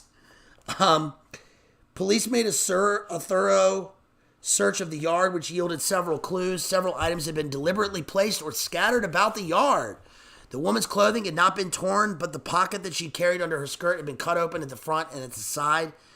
A piece of muslin and a comb and a paper case were lying close to the body, as if he was taking part in some elaborate ritual. The killer had laid the 2 rings he had torn from her fingers, some pennies, and 2 new farthings at the woman's feet. Near her head was part of an envelope and a piece of paper containing 2 pills. On the back of the envelope was the seal of the Sussex Regiment, and on the other side the letter M and a post office stamp, London, August 28th, 1888. One popular rumor was that the murderer had scrawled on the wall of the yard 15 more, and then I give myself up. But that was turned out not to be the case. And then, yeah, so what happens essentially, right? And this gives is that okay? Look, if you come upon, we're no detectives here, right? Okay, but I've seen enough. I've seen enough shit on the internet and on TV, right? I guess where if you come across 5 different victims, right? And they all are placed in the same manner, like with they always had their like petticoats up like to their waist, and you have the same. We've all, if you guys have probably seen Dexter, right? That's his method. Like he cuts them right there, whatever on their carotid artery, and they all have the same cut. They all have this same sort of Black Dahlia smiley face. You know how I got this smile cut right in their throat, and then there are like 2 pennies here. And then like a letter with the seal of Sussex Regiment over here. There's like some writing on the wall. And then they have their guts removed and placed over their right shoulder. And we're going to find that one of the women even had her hand placed inside of her stomach. So it's obviously a ritual. There's obviously a design, right? This isn't willy-nilly. One of the women had her nose cut off, and she had her hand, again, stuffed inside, which is the hidden hand, right? The hidden Masonic hand. And, of course, that's where we get the aspects of the Jubellum, right? And the murder of Hiram Abiff. And that it was a ritual reenactment, a ritual Masonic reenactment. This says... Yeah, they could have been done with a post-mortem knife, but the ordinary surgical cases might not contain such an instrument. Those knives used by slaughtermen, which were well ground, were possibly alternatives, but those used in the leather trade would not be long enough in the blade. There were indications that the murderer had some anatomical knowledge. Some? Even without a struggle, he did not think that he could have committed all the injuries in under a quarter of an hour. He done them in a deliberate way as a professional. It probably would have taken him the best part of an hour. But this guy did these things in like 15 minutes or less. And we know that because people had walked by the spot where the bodies were laid, and there was no body. And then they specifically had walked by 15 minutes later, and there was the body. In other words, like they were on a timed schedule, whoever discovered a bunch of these. One was a bobby on his beat. The other was like a guy who always got up at the same time and walked by the spot, and it was right by his door. And it wasn't there 15 minutes, and then it was there 15 minutes later. In other words, this had been done, even if the actual horrible parts of this were done inside one of the Doss houses. Nobody else, they were packed full of people, and nobody else saw it, and they were all dark. So the guy that did this did it quickly, in the dark, like very little light, in intense circumstances with constant traffic by. And it wasn't just that he cut them up. It was that and this is one of the disturbing parts of this. Already disturbing enough, but he found that the parts were removed from the women. So the final murder was a guy, a Bobby looked in, he heard noises, and then he looked in because like, another guy like was going to see the girl, and then he looked in the window and he saw a bloodbath, and then he yelled for the Bobby came, and they discovered that the woman had been, parts of her body had been cut up, removed, like, but with the same precision, right? And they were like equal, and put on a side table, and that there were parts like that her liver had been removed, her liver and her uterus, all the women's, I think, uterus had been removed, and so the parts were removed, and that was one of the things that in the letters that Jack the Ripper wrote, and it says the uterus removed, intestines placed on the shoulder. That reminded me kind of, I know it's kind of a stretch, but it reminded me of like I remember from Edward Rutherford's book, Serum, which I read in 9th grade, where he talks about the blood eagle. Everybody knows what the blood eagle is now, but I remember that at the time, that the blood eagle, like they talked about, it's where you cut the lungs out and then place them on the shoulders they resemble wings, which is obviously also a ritualistic. It's part of a Viking ritual, and it reminded me of that, right? Crispy says, you can fall asleep to JD, but not to Little Raspy. Listen, if you're out there and you're watching right now and you're trying to fall asleep, I hope you have a good sleep. Shouts out to you. Drink some Red Bull and have some Alpha Energy. Make sure you get some good, powerful sleep. If you're going to be going to sleep, you need to be getting the most active sleep that you can, right? With that Alpha Energy. He says, let's see, on page 64 and 65, this says, the head of CID had resigned the day before. Before, like, I think the third murder took place. The ladies in the association sent a letter to Queen Victoria to do something, and I wrote, we see why the advisors didn't exactly comply, and it was because of the prince. It was because of the Duke of Clarence, who, no matter what you say about whether he was a suspect or not, the Duke of Clarence did have associations with these people. Did you know that the Queen's power through that sleep. The Queen's grandson had been caught in a raid on a not a creeper, but on a fake and gray house of ill repute. And that was part of the scandal at the time that they were trying to suppress. On page 66, it says, 66, 67, it says, throughout the morning, the crowd steadily gathered in Dorset Street. It was Lord Mayor's Day, but Jack the Ripper had stolen the show. When the procession had turned into Ludgate Hill in front of St. Paul's Cathedral, the newsboys burst through the crowds with their newspapers and placards screaming, murder! Horrible murder!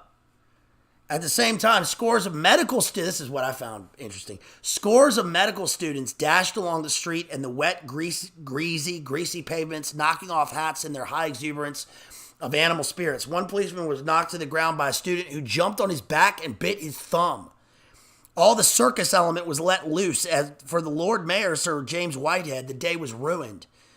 If, as the Star thought, the Ripper was craving notoriety and wanted to be the sensation of the hour, then he had chosen his time well. He got his sensation while the well-stuffed calves of the city footmen were being paraded for the laughter of London. His victim was lying cold in a foul, dimly lit court in Whitechapel. The throat had been cut right across with a knife, nearly severing the head from the body. The abdomen had been partially ripped open, and the body of the breast, and both of the breasts had been cut from the body. The left arm, like the head, hung to the body by the skin only. The nose had been cut off, the forehead skinned, and the thighs down to the feet stripped of flesh. The abdomen had been slashed with a knife across downwards, and the liver and entrails wrenched away. It's page 67 of this book. The entrails and the other portions of the frame were missing, but the liver, etc., it is said, were found placed between the feet of this poor victim. The flesh from the thighs and legs, together with the breast and nose, had been placed by the murderer on the table, and one of the hands of the dead woman had been pushed inside her stomach.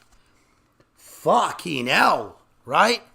So In other words, it's already bad enough that you have young Dr. Flossie running through the streets, hearing about a murder, and just so excited that they can't wait to get this body, right? They respect the science that they jump on the popo and they bite his thumbs, right? Which is weird. What a weird detail, right? You imagine, no, Chicken Neck Ninny's Gil Bates is running through running through the streets. Copper, right, catches him.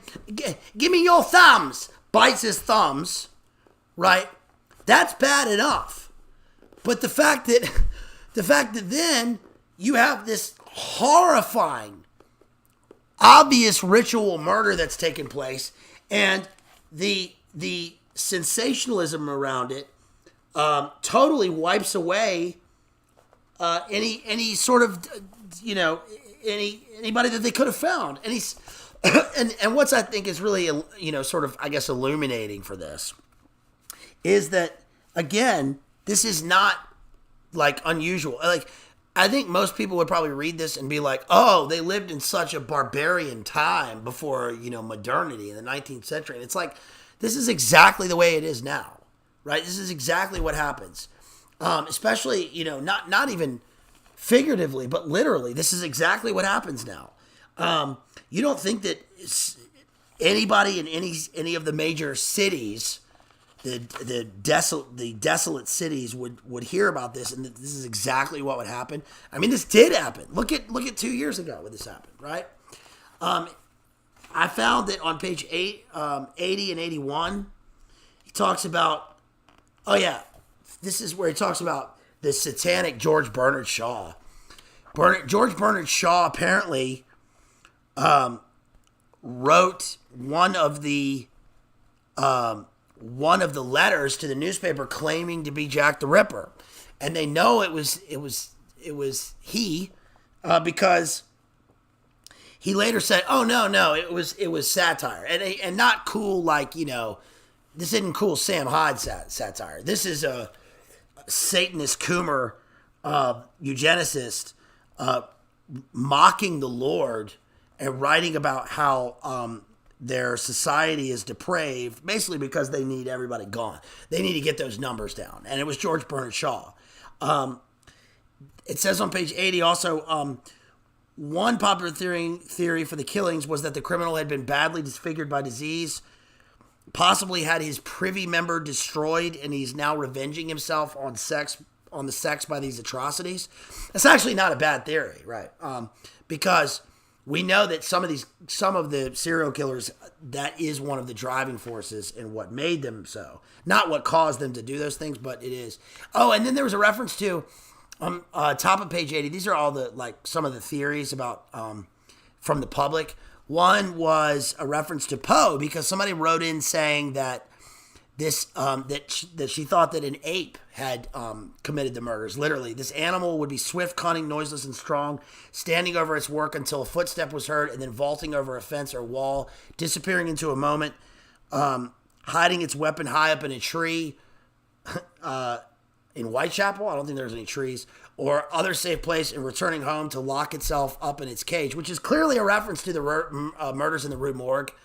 Right, which was published, I don't know, 50 years before. Poe died in 1849, 1929, let's see, 29, 39, 49, 50, 1929, 30. Yeah, he died in 1849. So it's about, I don't know, at least 50 years prior to this. But that's clearly a reference. She had obviously read Murders in the Rue Morgue by Poe, which we've covered here. We've talked about Poe. One guy, an English teacher who had been in Turin for the past 22 years, thought that a follower of Buddha, or as they say in England, Buddha, might be it's the Buddha, might be the killer, perhaps one of the thugs, right? The Thugi, remember Indiana Jones and the Temple of Doom, right? Who were practiced killers and bound to offer human victims to their deity. The murders taking place at given periods in the month may be some indication to the time such human sacrifices are offered, perhaps at different phases of the moon. That's actually not wrong, right? I mean, it's wrong that it wasn't the Toogie doing this, but he's not wrong about what they did. I don't know why him being a teacher in Italy had anything to do with that statement. Maybe he meant India. Let's see. There's a whole bunch of stuff about who the guy must be because of what he wrote on the wall, right? And that would be, I can't even say it here, but it caused a shock in society in terms of the people that they wanted to blame for this, and that was because of one of the things he wrote on the wall. There were like thousands, tens of thousands of letters that Jack the Ripper wrote to the police and to the newspapers. They wrote more to the police. So this is interesting because this brought to mind some of the letters written by the other famous killers or people that have been blamed for such, right?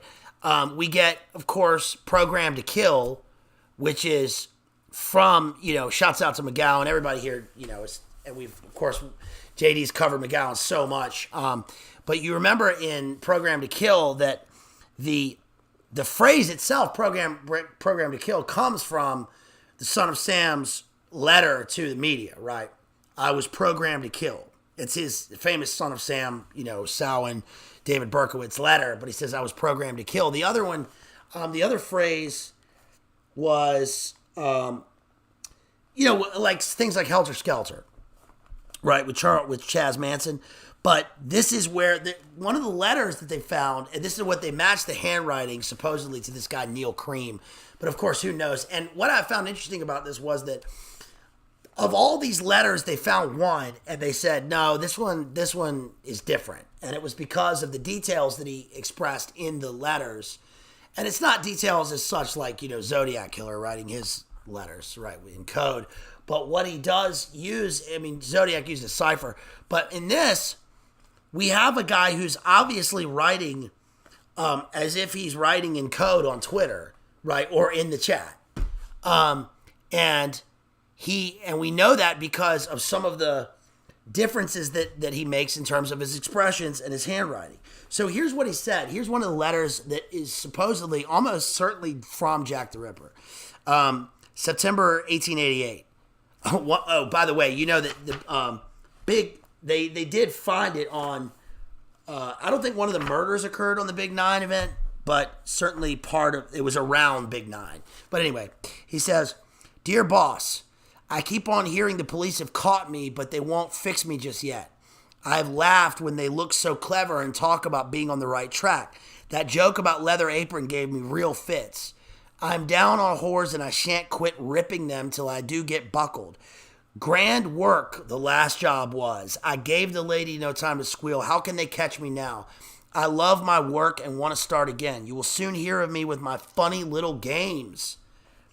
I saved some of the proper red stuff in a ginger beer bottle over the last job to write with, but it went thick like glue and I can't use it. Red ink is fit enough, I hope. Ha ha. The next job I do, it's like he's right. He's writing LOLs. The next job I do, I shall clip the lady's ears off and send to the police officers just for jolly, wouldn't you? Keep this letter back till I do a bit more work, then give it out straight. My knife is nice and sharp. I want to get to work right away if I get a chance. Good luck. Yours truly, Jack the Ripper. Don't mind me giving the trade name. Wasn't good enough to post this before, but I got all the red ink off my hands, curse it. No luck yet. They say I'm a doctor now, ha ha. Now, I think that's, first of all, there's a lot to that. And of course, one of the letters was addressed from hell. And I think that part of this is code, right? He's certainly writing in code. And the way that he misspells his words, I think, is meant to, part of it is meant to be phonetic, right? It's like we're talking to each other here in code, right? Sometimes in chats or whatever. But the other thing is that it is supposed to throw them off in the sense that they're supposed to think it's an uneducated man. Well, apparently he's an educated man. Now I really hate him, right? But also the thing that really got them was the thing about the ears, because in two of the instances, like the ears had been like not attempted to have been cut off, but there were cuts around the ears. The first lady was stabbed 37 times, right? And before she was cut open, and then we had the last lady, her ears were cut off, and then finally the police were sent some ears. This reminds me of Phoenix program and Ears for Beers, right? That we've talked about at Apocalypse Now recently and all the other times. But also, it reminds me of. Oh no! The other thing that happened was they were sent a kidney. The police were sent a kidney, and they had it examined. And the first guy who examined it was like, "No, this is obviously a kidney from an animal. I think it's from a dog." And then they further examined it, and they said, "No, this is human. This is a human kidney. Somebody sent us a human kidney."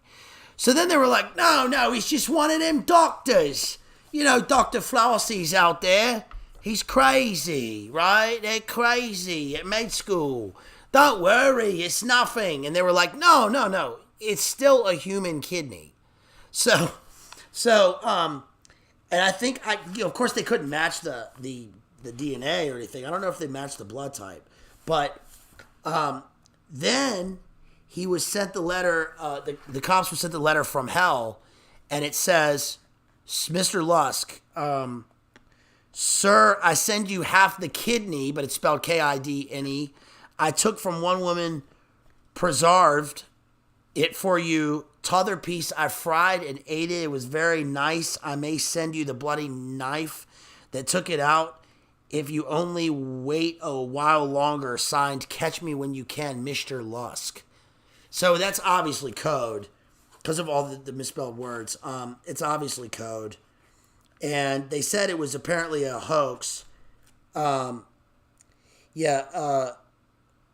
then they said, "Yeah, old bossy was right. I left the kidney. I was going to operate again close to your hospital.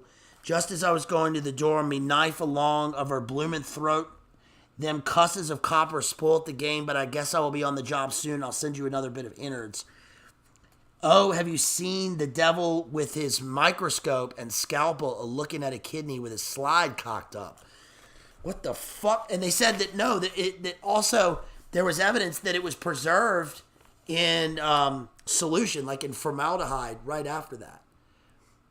There's also a poem that he wrote. Did you know this? That he wrote, that Jack the Ripper, or someone claiming to be Jack the Ripper, or maybe his handler, who knows, wrote a poem. Did you know this? It goes, you want me to read you the poem, guys? Because I didn't know this. It goes, eight little walls with no hope of heaven. Gladstone may save one, then there'll be seven. It's obviously a reference to Gladstone, right? Because we have Victoria. Seven little walls begging for a shilling. One stays in Heneage Court, then there's a killing. 6 little walls glad to be alive. One sidles up to Jack, then there are 5. 4 and all rhyme aright, so do 3 and me. I'll set the town alight. Ere there are 2 little walls shivering with fright. Seek a cozy doorway in the middle of the night. Jack's knife flashes, then there's but one, and the last one's the ripest for Jack's idea of fun. Did you fucking know that shit? Did you know that? Did you know that he did that? Wasn't that crazy? We also have the thing about Jubelo, because of the word that was written. They said, basically what it says is the such and such are not the men that will be blamed for nothing, but it's spelled Juwes. And this is obviously code, right? And then they found that this says, according to a BBC television presentation in the case in 1973, this spelling is from a Masonic connotation. The biblical Solomon ordered the 3, who had murdered the Grand Mason Hiram Abiff to be killed with the due ceremony and form a ritual. The wording is that for the murder of Juwes, and that's how it's spelled in the text, let the breast be torn open and the heart and vitals be taken from thence and thrown over the shoulder. This recalls the following cross-examination at the Edo's inquest. The abdomen was all exposed. The intestines were drawn out to a large extent and placed over the right shoulder. A piece of the intestine was quite detached from the body and placed between the left arm and the body. By placed, do you mean put there by design? The doctor examining this said yes. Would that also apply to the intestines that were over the right shoulder? Yes. A similar sort of thing happened to Annie Chapman. Dr. Phillips had said when he examined the body in the backyard at Hanbury Street that they were lifted out and placed over the right shoulder. So that's crazy, right? Yeah, so not only was he a sadist, but this is obviously a ritual. This is, and okay, look, maybe all this is bullshit. Maybe all of this is indeed just a coincidence, okay? I mean, I don't think that is the case, and I don't think that occurs. It's a coincidence in the sense that it's a coincidence that we have Queen Victoria, we've got the Duke of Clarence, we've got the Surgeon Extraordinary, we've got the Masons, you got the ritual aspect, the pentacle, the pentagram design in the city, you've got the graffito on the wall, you've got the elimination of witnesses, you've got what is it? I don't know. What do we call this? Problem, reaction, solution. We've got cultural control, right, and controlled opposition. I mean, it all seems to be tie in a pretty. Oh, also, by the way, I forgot to mention, and I'll say this before I take a little break because I'm inside of this nice clean. Y'all, we're inside the clean little library. Oh, sorry, phone blowing up. I gotta go. Listen, I gotta go take a little break. I gotta have my little smoke break here. So, before we do that, I will say that the last aspect is that did you know that the murders occurred, of course, around Mitre Square, right? Which is a double Masonic term. So, with that being keeping that in mind, I'm about to go take a little break. I'm gonna be about 3 to 5 minutes. And I'll be right back to wrap this all up. Take a little smoke break, okay? All right, y'all. Let's go. Let's take a little break.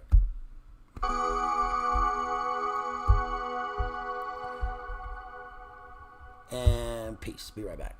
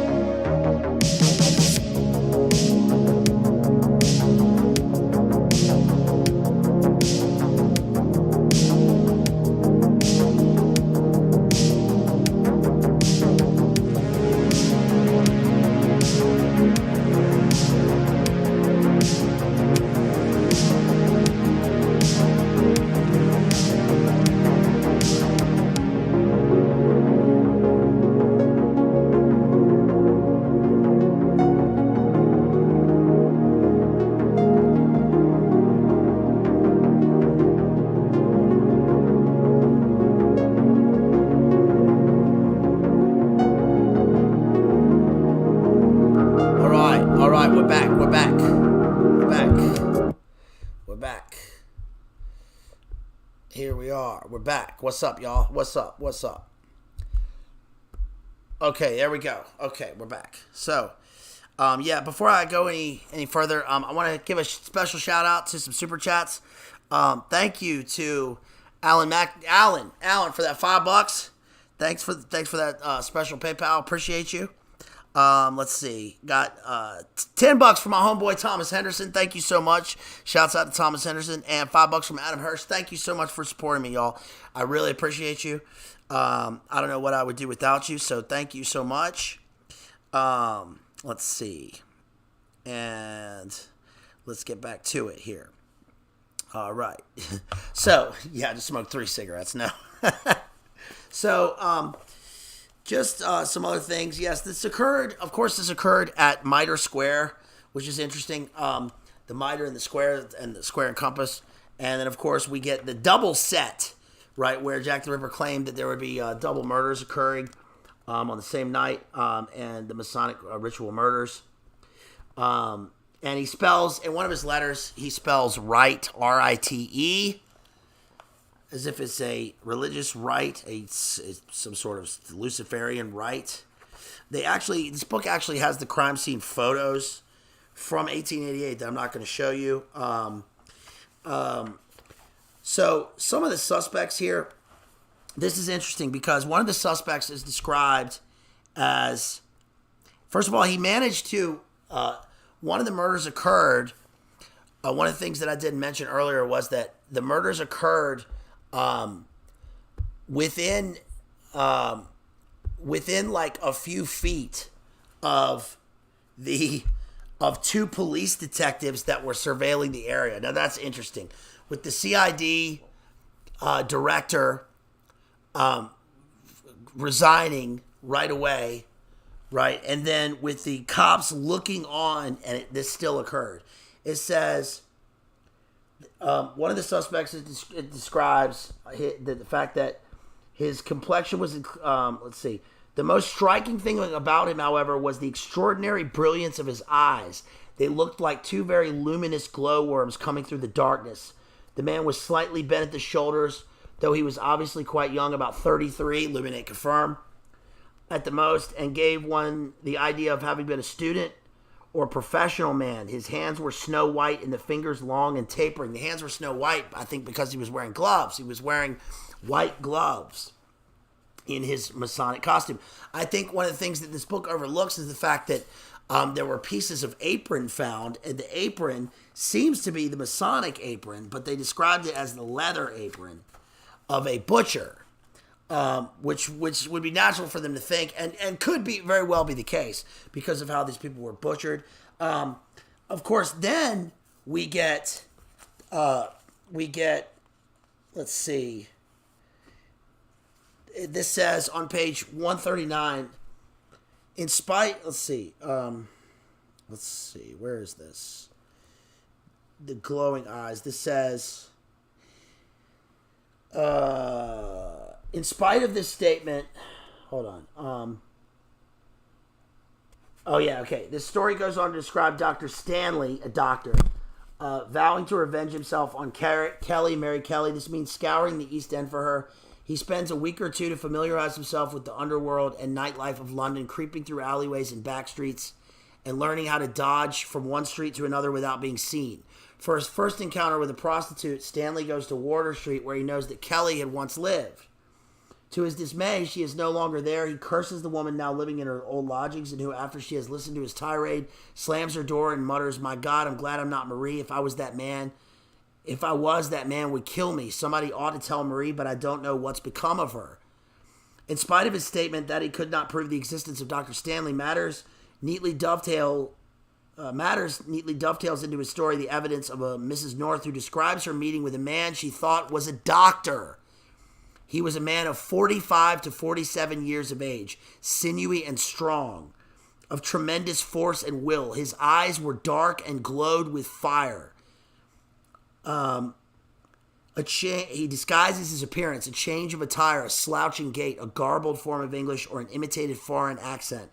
At the same time, he resolves to kill all the women whom he questions. It does not matter how many, so overwhelmingly strong is his desire for revenge. His first victim is Martha Tabram.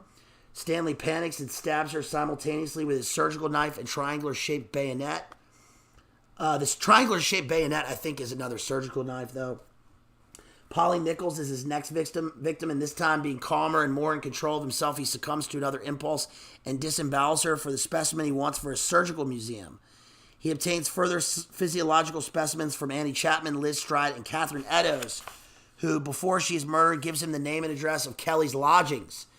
Here again, there is a blending of fact and fiction because the other name that Eddowes used was Kelly, and it would have been easy for Stanley, if his story had been true, to have assumed that she was the woman he was looking for. Eventually, Stanley, after keeping observation on Mary Kelly, overhears her say that her man has left her and that she'll be out on the streets unless someone pays her rent. This says, this guy then went on to settle in Buenos Aires. He went on the whole rat line, right? This says, as a postscript to the story, it is worth including Leonard Gribble's theory put forward in an issue of True Detective, the magazine True Detective, but still, we in Carcosa now, right? True Detective, January 1973, on an article in which he called, "Was Jack the Ripper a Black Magician?"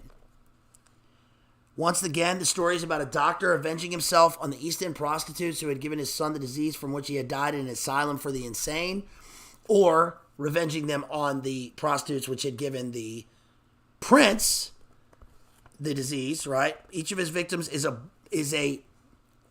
I don't know if we can say this, a BLOOD sacrifice, a sud bacrifice.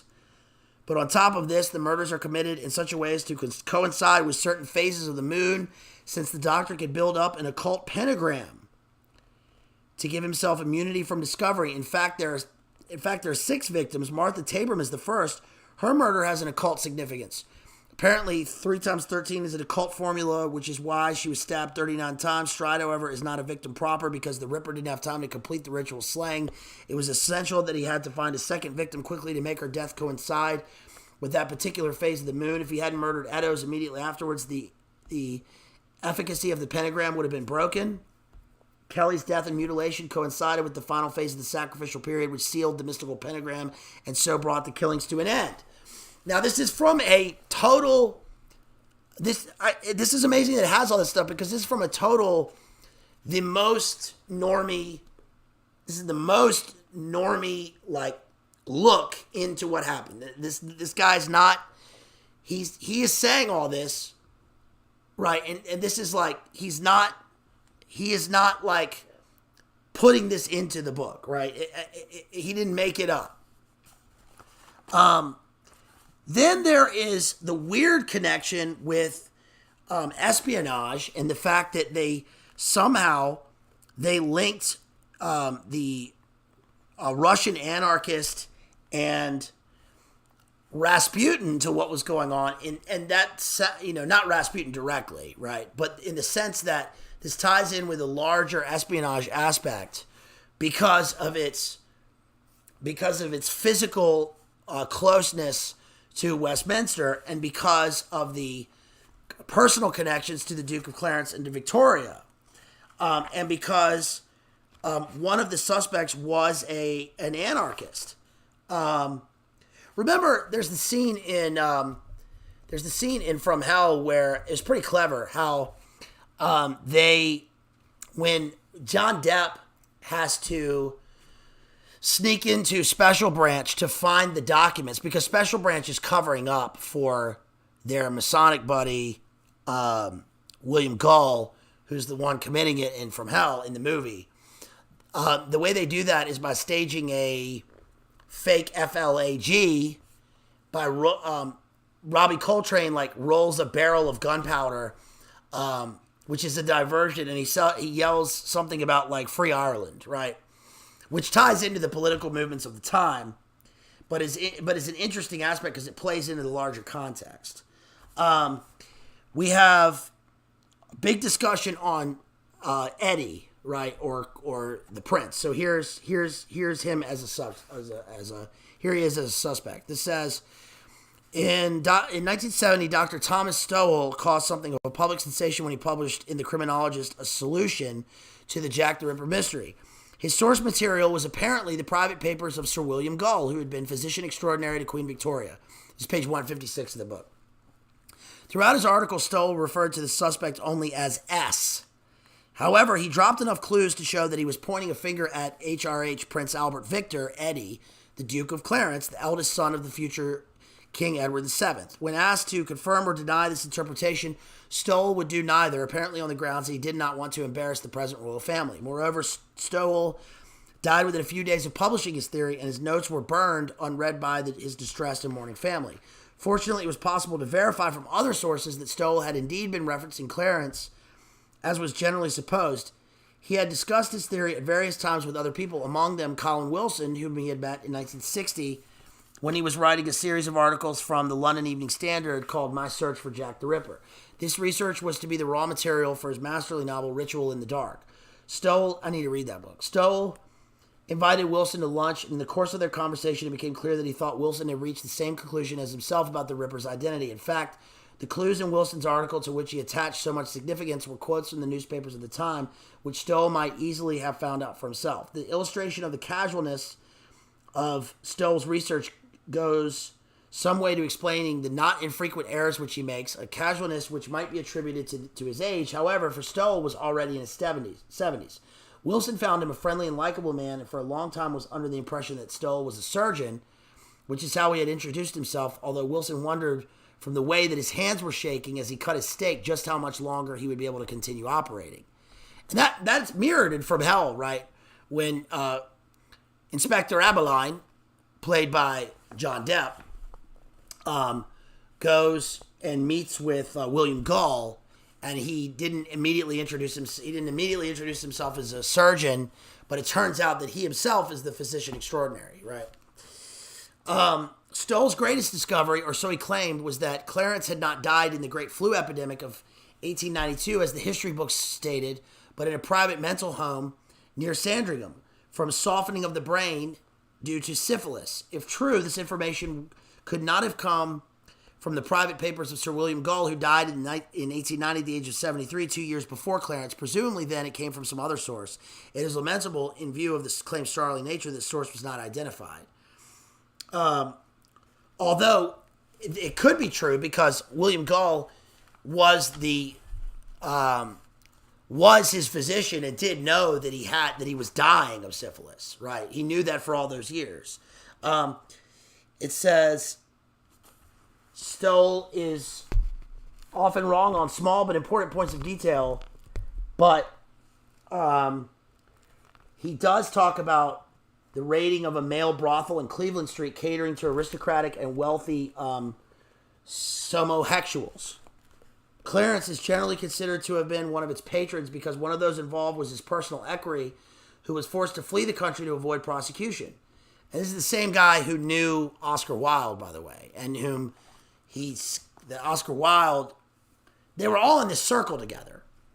And that's when, remember later, Oscar Wilde published in 1891, The Picture of Dorian Gray. Man, I'm real ghost-like on here. I realize that. I'm not so ghostly, you guys. I'm not so pale. It's just I got this bright light on me because if I don't have that, then it's real Jack the Ripper, right? You want that? Is that better? That's probably better for the stream. But anyway, it says whether Clarence was a somosexual or not is open to doubt. Is it?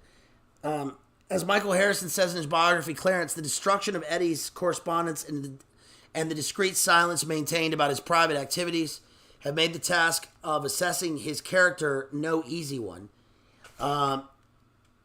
That it remained not proven, and so too, without the benefit of Sir William Gull's papers, must Stowell's most damaging allegation that Clarence became infected with syphilis at one of the short parties that he attended while on a visit to the West Indies. He went to an Eyes Wide Shut party. In the West Indies. And shouts out to former Ghost out there. Yeah. Shouts out to former Ghost. All my friends out there, thank you so much. Listen, don't forget, please make sure you smash that like. Please make sure you smash the like. Leave a comment for me. That helps me a lot after the stream is over. please leave a comment for me. Tell your friends, tell your family, tell them, look, just go here and click that sub button, okay? Watch the streams or click that sub button. Help me get up over 1,000, y'all. If you want to support me, please hit the links. I got a pinned link right there for PayPal.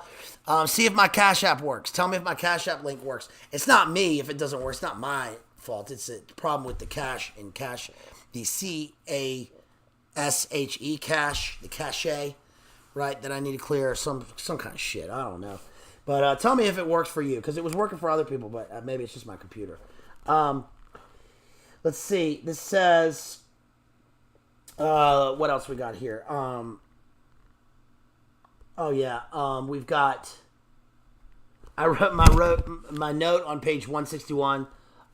Sud bacrifice. I can't say the words. Let's see.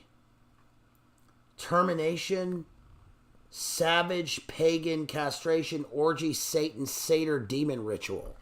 Oh yeah, because that's what they got. It says. Let's see. Because we're talking about, of course, what do you call it? Satiricism? Oh, yeah. Quentin Bell says in his biography of Virginia Woolf. It's page 160.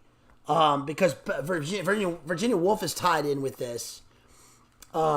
Because she knew one of the guys who was the suspect. One day he rushed upstairs to the nursery at 22 Hyde Park Gate, drew the blade from a sword stick, and plunged it into the bread. On another occasion, he carried Virginia Woolf and her mother off to his room in De Vere Gardens. Virginia was to pose for him. He had decided that he was a painter of genius. He was in a state of high euphoria and painted away like a man possessed, as indeed he was. This is the Dorian Gray character. He would drive up in a hansom cab to Hyde Park Gate, a hansom in which he had been driving about all day in a state of insane excitement. On another occasion, he appeared at breakfast and announced as though it were an amusing incident that the doctors had told him that he would either die or go completely mad. Harrison says that it was after this tragic accident that Stephen became Sir William Gull's patient. This was apparently after Gull had suffered his first stroke in 1887. I think Gull is the guy. At the time of his accident, Stephen had been that sounds like a hot take, because that's kind of accepted now. But I did mention at the beginning there's this guy Kosminski that is now considered the main guy, but I think it is. I think Alan Moore is probably right that it was Gull. Now, like Clarence, he lacked concentration, vacillating between one interest and another, but with bouts of lucidity in between. Let's see. He was committed to a mental asylum where he stayed until the following year, 1892, when he died on February 3rd. What evidence is there that Harrison's theory that Stephen was the Ripper? His explanations are elaborate, ingenious, and often amusing, but they cannot be taken too seriously, he says. Harrison argues that the inevitable termination of the homosexual relationship, which might have existed between the two men, aggravated Stephen's jealousy and made him look for ways of revenging himself on Clarence. Yeah, I think that is probably pretty far-fetched. But why, when asked, should the brutal murder of 5 unknown East End prostitutes upset the heir to the throne? Harrison argues, this is probably true, that Clarence may have been pressured by the royal family to curtail his friendship with Stephen. If so, then Stephen may have been offered up as some kind of blood sacrifice. There is the fact that the first Smith was offered up on the Feast of the Great Mother, a savage deity whose temples were served by castrated priests who, after their ritual castration, dressed as women.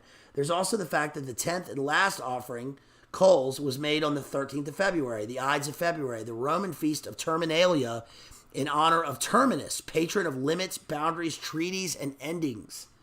It was customary, though forbidden by King Numa Pompilius, who had established the feast, to offer blood sacrifices. Unless it is the wildest coincidence, the sacrifice that the classical scholar Stephen offered to Terminus on the morning of the Ides of February 1891 bore a name which made her markedly suitable as a victim. Coles, Latin coleus, a sheath, which in Latin is vagina. It was in the same year that J.K. Stephen published his very able pamphlet, Living Languages, in defense of the compulsory study of Greek at the universities. That's crazy. Yes, this is Tamon. It's crazy that it's there's obviously, and look, I mean, Jay has pointed out many times, right, along with McGowan, that these murders, these serial events are from the mouths of the very people. I mean, you can watch the interviews. Remember when Jay posted the interviews of Berkowitz and Dahmer, et cetera, all talking about the explicit, blatant, satanic elements involved in the motivations for their murders. I mean, remember Berkowitz in that interview claimed that he wasn't being, it wasn't the dog that told him to do these things. It was the voice of a demon, Samhain, or Samhain, son of Sam, through the mouth of this dog, this hound of hell. After the rituals that had taken place on that estate in New York, and that he was told that the more, he says this in the interview, that the more of these that he committed, the more that they would be SLAVES of him in hell, right? This is what these demon people believe, and I think that certainly ties into, obviously that ties into Jack the Ripper here. On page 165, just to follow that up, this 164 and 165, this is kind of the culmination. We're gonna kind of close it down here with these final statements. 164 and 165. The other name which frequently crops up in these theories is that of Sir William Gull, who first came to public notice in 1871 when he successfully treated the Prince of Wales for typhoid. Queen Victoria was so grateful for his great services to the crown that she rewarded him the following year by creating him baronet and physician extraordinary to the Queen, in addition to his existing title of physician in ordinary to the Prince of Wales and to the royal family generally. Stowell says that Gull was seen more than once in Whitechapel. This is interesting. So it's not totally speculation, right? Gull was seen more than once in Whitechapel on the night of a murder and suggests he may have been there for the express purpose of certifying the murderer insane. Who saw him there when asked? Stowell was quoting from Gull's own paper, so we are to assume that the doctor was there. And if S was insane and Gull was treating him, why should the latter wait in Whitechapel to catch him when he could have done so much more easily and with far less of his own consulting rooms? But because he was there for the express purpose, right? Stowell quotes a story about the medium R.J. Lees, a spiritualist who, according to Fred Archer in his book Ghost Detectives, this is interesting, you guys, used to hold seances for Queen Victoria. Did you know that? I mean, it's not surprising and not shocking, but right there, R.J. Lees was a famous medium who held seances for Queen Victoria.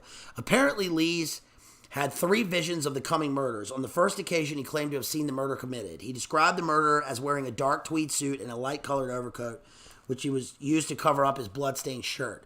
Lees was apparently so shaken by this experience that he went abroad, only to bump into the murderer on his return while boarding a London omnibus in Shepherd's Bush. His wife, who was with him and who seems to have had the refreshing degree of skepticism, only laughed at him when he pointed out the man as Jack the Ripper, as did also a policeman whom Lees tried to persuade to arrest the man. While they were arguing, the man jumped into a cab and drove away. The police apparently took Lee's story a little more seriously when he told them, without knowing that they had received a letter threatening to clip the next victim's ears off, he had seen in another vision that the ears were mutilated. This apparently convinced him that his powers were genuine and that he took him seriously when he told them of a third vision, this time of Kelly's death. They allegedly used him as a human bloodhound after the body had been found in an attempt to trace the murderer's flight from Miller's Court. He took them to a fashionable house in the West End belonging to a highly reputable physician. Under questioning, the doctor's wife told them that her husband had sudden manias for inflicting pain. On one occasion, she'd caught him torturing a cat, and on another, brutally beating their SON. She had noticed that her husband's absences from home coincided with the murders. The doctor, when he was questioned, admitted to sudden losses of memory, DID. He had found bloodstains on his shirt and on another occasion scratches on his face, which he could not account for. When his wardrobe was searched, the tweed suit and light overcoat, which Lees had seen in his first vision, were found among his clothes. The doctor wanted to kill himself when he realized what he had done. Instead, a specially formed commission on lunacy found him to be insane, and he was committed to an asylum where he died many years later. That's crazy, right?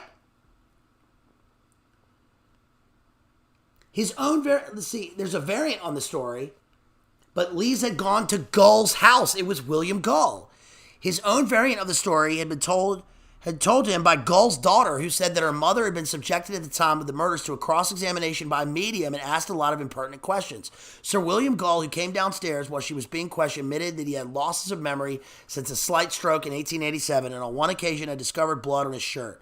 Stoll speculated that this might have all been a deliberate attempt on Gull's part to divert suspicion from Clarence, although one would have thought that this was carrying self-sacrifice a little too far, especially when there was every chance of the murders continuing.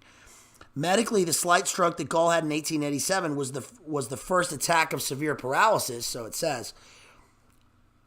Or was that his alter? I don't know. Although he recovered from it, its effects were serious enough to prohibit him from further medical practice. And then the wife complained.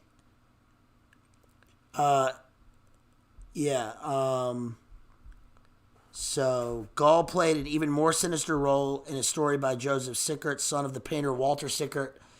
Okay, so anyway, so that's Gull. Later on, pages 184 and 185, we have like sort of the legacy of this, and of course, one of the legacies is that Sherlock, like in popular culture, he's Jack the Ripper is caught by Sherlock Holmes, and then that also combines, by the way, Dracula, because it's Lord Carfax, right? Carfax Abbey. Remember, we just did our Dracula stream, and they subdue him with morphine. And then, of course, we have the actual legacy of this, and this would be people like the Dusseldorf Ripper, a.k.a. the werewolf, who was a complete and total demon. I can't even tell you what this fucking guy did. Excuse my language, folks. I know it's late, but it's it's not a family audience, but we're still trying to be good here, and for the affiliates. And I can't really talk about the Dusseldorf Ripper. You can do your reading on that on your own. But this guy sucked. He was a real jerk. And it ends with a chant in the East End of London. Jack the Ripper's dead and lying on his bed. He cut his throat with sunlight soap. Jack the Ripper's dead. All right, so that's it. That is the complete Jack the Ripper, folks.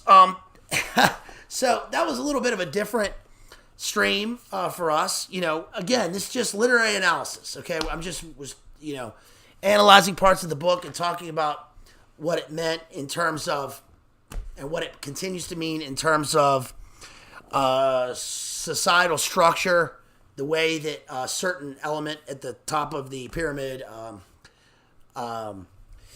controls and interacts with society and sets things and sees the world, how we can sort of see through this, what it means, the literary structure of the novel, how it was written by this copper, and how it was pretty refreshing in a way, because it's not there's no flourishes there, it's kind of devoid of adjectives. We have sentence structures resembling almost a documentation and a report with mention of some of the theories and his own viewpoints, which we can believe or not believe. But I think one of the things to take away is that, no matter what, the guy was never caught. And is that a surprise to any of us? Right. And of course I will be TCB all week. Okay. I will be TCB all week. I'm here down south. Hope y'all like the library. You like the library? Look. All right. So I'm here in the old library, and we'll be doing Percy Shelley coming up this week, and Yeah, we'll be doing Percy Shelley, some of his poems. We'll be doing Ozymandias. Here we go. We're at what, 997? Yeah, thank you. We're at 997. We're almost there. Almost there, I think. We're almost to 1,000. So we'll be getting there soon. Please tell your friends and family. Give me a sub. Drop me a sub. Hopefully we'll be there soon. We'll be doing our Caddyshack stream soon. We've also got, please tune in for DPH. We got David Patrick Harry. I'm going to be on his channel on Wednesday. We're going to be going over Hocus Pocus and Hocus Pocus 2. Right? Talking about some of the esoteric elements and the Arduino aspects of that. And of course, I'll be going over Gary Wills's Witches and Jesuits book and Macbeth in relation to that with the Weird Sisters. Again, shouts out to all my friends and family out there. Thank you, everybody who supported me. Thanks for the super chats tonight. I really appreciate you. If you want to send me a super chat, please don't hesitate to do so. Shouts out also to Countess. Again, Countess sent me a super chat last time that I didn't get to. So shouts out to Countess. Love you out there. Thanks to all my friends and family. And hope y'all are having a good Spooktober, trademark JD, a good spooky season. And that's about all I got, y'all. So thank you. Shouts out to my sister also. I was hanging out with my sister the other day. I love you. Thank you so much for being here, and we got to hang out, and I love you. And yeah, so that's about all I got. I will see you guys later. Have a good night. Have a good shouts out to Jethro, my homeboy Jethro, Witches of Eastwick. What with Jack Nicholson? That was a bad Jack Nicholson. Sorry. That was the. It's called The Truth You Can't Handle. Shouts out to DJ out there. Shouts out to everybody in Oz and America and all the places. All right, I'm just rambling now. So I'll talk to you guys soon. Thanks. I love y'all. Peace out. Peace from the library. Peace.